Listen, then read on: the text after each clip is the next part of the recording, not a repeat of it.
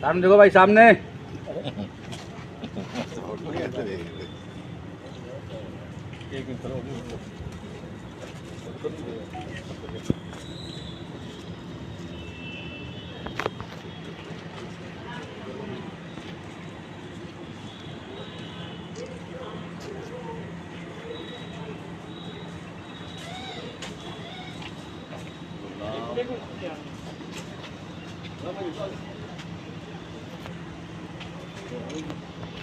ठीक है।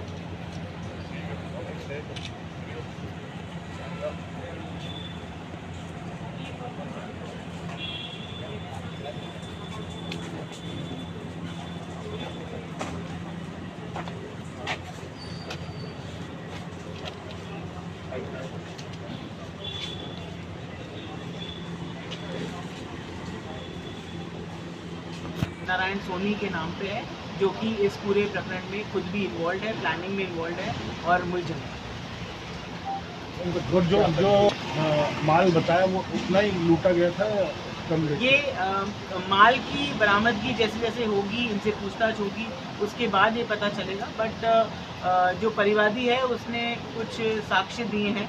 उसका ये कहना है कि जो लूटा गया सामान है उसी के अंदर उसकी बिल भी, पर्चियाँ भी कटी हुई रखी हुई हैं, तो उससे ये चीज़ तायद हो जाएगी कि कितना सामान था। 2 तारीख देर रात नया शहर थाना इलाके में एक व्यापारी से जो सोने और चांदी की टेस्टिंग करते थे, वो जब अपने शॉप से अपने घर पे जा रहे थे कुछ सामान लेकर, जिसमें उन्होंने लगभग 700 ग्राम सोना जो कि मिक्स क्वांटिटी का था, और 20 से 25 किलो मिक्स क्वांटिटी की चांदी का उल्लेख किया। 3 लोगों ने आकर उनसे वो जो उनका बैग था वो छीन कर फरार हो गए थे और उनके साथ वहाँ पे मारपीट करके भाग गए थे। इस तरीके की रिपोर्ट और सूचना नया शहर थाने को मिली। तुरंत CO additional SP city Deepak Sharma, CO city श्रवण, एसएचओ कोटगेट मनोज जी, एसएचओ नया शहर विक्रम, एसएचओ मुक्ता प्रसाद धीरेन्द्र, एसएचओ कोतवाली परमेश्वर, डीएसटी और साइबर की हमारी टीम, इन सब ने मिलकर प्रॉपर कार्रवाई करते हुए इस पूरे लूट का तुरंत खुलासा किया। अथक प्रयासों से टीम ने बहुत अच्छी कार्रवाई करते हुए इस पूरी लूट की घटना करने में और जो बाकी लोगों का भी जो सहयोग था उसको करते हुए 7 व्यक्तियों को गिरफ्तार किया है। इन 7 व्यक्तियों के नाम मैं आपको बताना चाहूँगी। लक्ष्मी नारायण उर्फ राजा सोनी, नारायण सोनी, विवेक सोनी, मनोज, राकेश, दिनेश और शेख अमीरुल हुसैन। तो ये 7 जो हैं वो इस पूरी घटना में शामिल थे। जो एक्चुअल घटना लूट की थी वो मनोज, राकेश और दिनेश ने की थी एक वाइट स्कूटी पे। उसकी पूरी प्लानिंग इन सब ने मिलकर, जिसमें राजा सोनी उर्फ लक्ष्मी नारायण सोनी, नारायण, विवेक, ये सब उसमें इन्वॉल्व थे।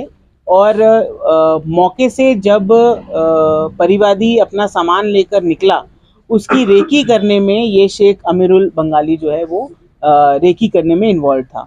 इन सभी को तुरंत कुछ ही घंटों में राउंड अप कर लिया गया था और अब गिरफ्तार करके आज न्यायालय के सामने पेश करके इनका रिमांड लिया गया है।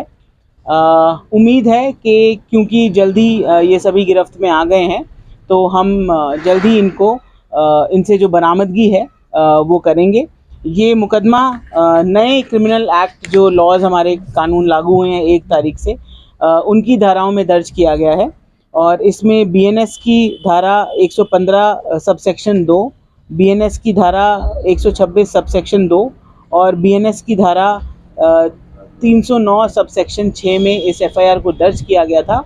क्योंकि पहले परिवादी ने केवल 3 व्यक्तियों का इसमें इन्वॉल्व होना बताया था, लेकिन दौरान अनुसंधान और इनको जब राउंड अप किया गया तो इनसे जब पूछताछ की गई तो बाकी लोगों के भी नाम जैसे सामने आए, तो लगभग अभी इसमें कुल 7 लोगों को गिरफ्तार किया गया है। तो अब ये धाराएं चेंज होकर डकैती की धाराओं में आ जाएंगी और इनका चालान करके इनसे अब पीसी रिमांड पे जब इनको लिया गया है तब रिकवरी की पूर्ण प्रयास किए जाएंगे।